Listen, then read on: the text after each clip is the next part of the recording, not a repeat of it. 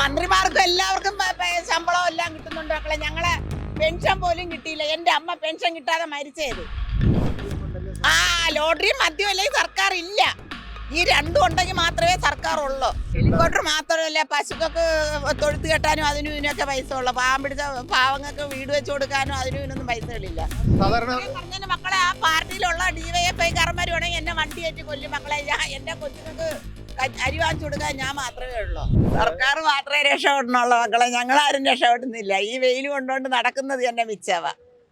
എങ്ങനെയുണ്ട് ചേച്ചി ഇപ്പോഴത്തെ ഭരണം? ഭരണം എന്ന് വെച്ചാൽ എല്ലാം ശരിയാക്കി തരുമെന്ന് പറഞ്ഞല്ലേ, ഇപ്പൊ ശരിയാക്കി തന്നോണ്ടിരിക്കുക.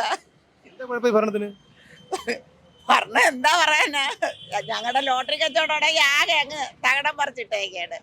അതില് പ്രൈസും ഇല്ല, ഒന്നുമില്ല. 18 കിലോമീറ്റർ ദൂരെ നിന്ന് നടന്ന് പത്രവും ഭാഗ്യക്കുറിയും വിറ്റാണ് ഈ ചേച്ചി തിരുവനന്തപുരം നഗരത്തിൽ വരുന്നത്. എന്നിട്ടിപ്പോ പ്രൈസ് ഇല്ലല്ലോ. പിന്നെ ടിക്കറ്റിന്റെ എണ്ണം മാത്രമല്ലേ കൂട്ടിയുള്ളല്ലോ. പേപ്പറിൽ മഷി വാരി അടിച്ച് നമ്പർ എഴുതി കൂട്ടുന്നാണെങ്കിൽ പ്രൈസിന്റെ എണ്ണം കൂട്ടുന്നില്ലല്ലോ. മന്ത്രിമാർക്കും എല്ലാവർക്കും ശമ്പളം എല്ലാം കിട്ടുന്നുണ്ട് മക്കളെ. ഞങ്ങളെ പെൻഷൻ പോലും കിട്ടിയില്ല. എൻ്റെ അമ്മ പെൻഷൻ കിട്ടാതെ മരിച്ചത്. എൻ്റെ അമ്മ 83 വയസ്സായ എൻ്റെ അമ്മ പെൻഷൻ കിട്ടാതെ തൂങ്ങി മരിച്ചത്. മരുന്ന് വാങ്ങാൻ നിവർത്തിയില്ല. അതിന് ഇതിലെപ്പറഞ്ഞ് വലുത് എന്താ വേണം? മക്കളെ ഞാനും ഒരു വിധവയാണ്. എനിക്കും ഇതുവരെ പൈസ പെൻഷനൊന്നും കിട്ടിയില്ല മക്കളെ. എത്ര മാസം പെൻഷൻ മുടങ്ങിയിട്ട്? വിധവ പെൻഷൻ മുടങ്ങി 6ാമത്തെ മാസം ആവുന്നു. മകളുടെ ഭർത്താവ് മരിച്ചിട്ട് ഇന്ന് ഒരു വർഷം കഴിഞ്ഞുള്ളൂ. ആ 2 കൊച്ചുങ്ങളെ വളർത്താൻ വേണ്ടിയാണ് ഈ നടന്ന് വെയിലിൽ കൂടെ പാടുപെടുന്നത്. ഇവിടെ ടിക്കറ്റിന്റെ എണ്ണം മാത്രം കൂട്ടിയതല്ല, പ്രൈസിന്റെ എണ്ണം കൂട്ടിയിരുന്നെങ്കിലേ അവര് ആളുകൾ മേടിക്കത്തുള്ളൂ. ഇപ്പൊ മക്കൾ തന്നെ ഇരിക്കുന്നത്. മുൻകാലങ്ങളിൽ നിന്ന് കച്ചവടം ഇപ്പൊ കൂടുതലാണോ കുറവാണോ? അതിന്റെ നേര് പകുതിയായി. പണ്ടത്തെ സർക്കാർ ഇരുന്നതിന്റെ നേര് പകുതി കച്ചവടമായി. ഇപ്പൊ നേര് പകുതി കുറഞ്ഞത് കച്ചവടം. ഒരു ദിവസം എത്ര രൂപ കിട്ടും വിറ്റാൽ? വിറ്റാ ഇപ്പതാ ഇന്ന് കൈനിഷ്ടം, ഇന്ന് കൈന്ന് അങ്ങോട്ട് വെക്കേണ്ടി വരുന്നു പൈസ. ഇപ്പൊ പ്രൈസ് മക്കൾ തന്നെ ഇരിക്കുന്നത്. പ്രൈസ് അടിച്ചെങ്കിൽ മാത്രമല്ലേ മേടിക്കത്തുള്ളൂ. ഇല്ല മേടിക്കത്തില്ലല്ലോ. 2 വട്ടം ഞങ്ങളെ സഹായിക്കും. നിങ്ങൾക്ക് വേണ്ടിയാണ് മേടിക്കുന്നത്, സർക്കാരിന് വേണ്ടിയല്ല എന്ന് പറയും. അപ്പൊ ആൾക്കാർ പറയാറുണ്ടോ? അങ്ങനെ പറയാറുള്ളൂ. ഈ സർക്കാരിന്റെ ടിക്കറ്റ് സർക്കാരിന് ഞങ്ങൾ വിറ്റ് പണം ഉണ്ടാക്കി കൊടുക്കുന്നില്ല. നിങ്ങൾക്ക് വേണമെങ്കിൽ ചായ കുടിക്കാൻ പൈസ തരാൻ വേണ്ടി ചിലവർ 5 രൂപ വന്നിട്ട് പോകും. ഇതിലെ പറഞ്ഞ എന്താ പറയാനാ? സർക്കാർ ഞങ്ങൾ സർക്കാരിന് വേണ്ടിയാണ് ജീവിച്ചത്, വിറ്റുകൊണ്ട് കൊടുക്കുന്നത്. ഞങ്ങൾ വിറ്റാണ് ഇപ്പൊ സർക്കാരിന് കൊടുക്കണം. അല്ല സർക്കാർ ഞങ്ങൾക്ക് വേണ്ടി ജീവിക്കുന്ന ആരാ പറഞ്ഞത്? ലോട്ടറിയും മദ്യവും അല്ലെങ്കിൽ സർക്കാർ ഇല്ല. ഈ രണ്ടും ഉണ്ടെങ്കിൽ മാത്രമേ സർക്കാർ ഉള്ളൂ. വളരെ നല്ല ഭരണമല്ലേ ഇപ്പൊ നടന്നുകൊണ്ട് മുഖ്യമന്ത്രി പിണറായി വിജയന്റെ നേതൃത്വത്തിൽ 2 തവണയല്ലേ അദ്ദേഹം? 3ാമത് അയാൾ ഒരിക്കൽ കൂടെ വരണം. വന്നെങ്കിൽ മാത്രമേ എല്ലാം ശരിയാവുള്ളൂ. ഒരു 80 ലക്ഷം രൂപ മാസവാടക കൊടുത്തൊരു ഹെലികോപ്റ്റർ വാങ്ങി.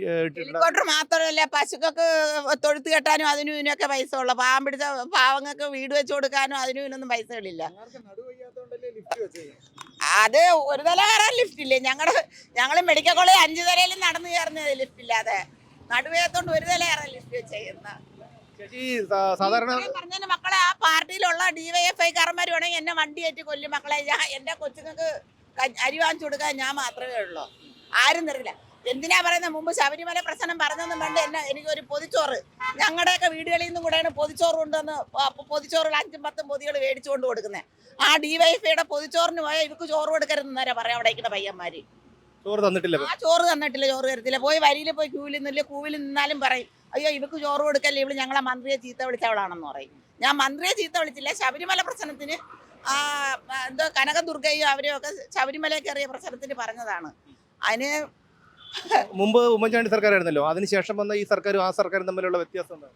ഉമ്മൻചാണ്ടി സർക്കാരിന്റെ കാലത്ത് ഞങ്ങൾക്ക് ഈ ലോട്ടറിയിലും അതിനും ഇതിനുമൊക്കെ നല്ല ആനുകൂല്യങ്ങളൊക്കെ ഉണ്ടായിരുന്നു മക്കളെ. ഈ സർക്കാർ വന്നവർക്ക് ഉള്ള ആനുകൂല്യം വരെ വെട്ടി കുറച്ചതേ ഉള്ളൂ. ടിക്കറ്റിന് ഉള്ള വിലയും കൂട്ടിയിട്ട് അതിന്റെ ഞങ്ങളുടെ കമ്മീഷൻ വരെ ഇതിനകത്ത് കുറച്ചത്. ഉമ്മൻചാണ്ടി സർക്കാർ ഉണ്ടായിരുന്നപ്പോ കമ്മീഷൻ ഉണ്ടായിരുന്നു. ഒരു നെടുമങ്ങാട്ടൊരു പയ്യനെ കൊലപ്പെടുത്തി അറിഞ്ഞല്ലോ, സിദ്ധാർത്ഥ. അതേക്കുറിച്ച് എന്താ പറയുക? അമ്മയാണല്ലോ. എന്ത് പറയാനാ മക്കളെ? ഈ പാർട്ടിയെ കൊലയും ചെയ്യണ പാർട്ടി എന്ന് മാത്രമേ പറയാനുള്ളൂ. വേറെ ഒന്നും പറയാനില്ല മക്കളെ.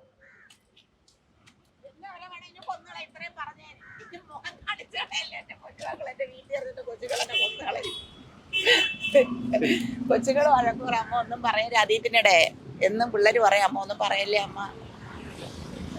ഇപ്പൊ ടിക്കറ്റ് വിറ്റ് തീരാത്ത സങ്കടം കൊണ്ടാ ഇത്രയും പറഞ്ഞു പോയത്. എത്രയോ ദൂരെ നടന്നു വന്ന എല്ലാവരുടെ ഒരെണ്ണം ഇടന്ന് കെഞ്ചിയില്ലേ മക്കളെ. അതുകൊണ്ടുള്ള സങ്കടം കൊണ്ട് പറഞ്ഞു പോയതാ.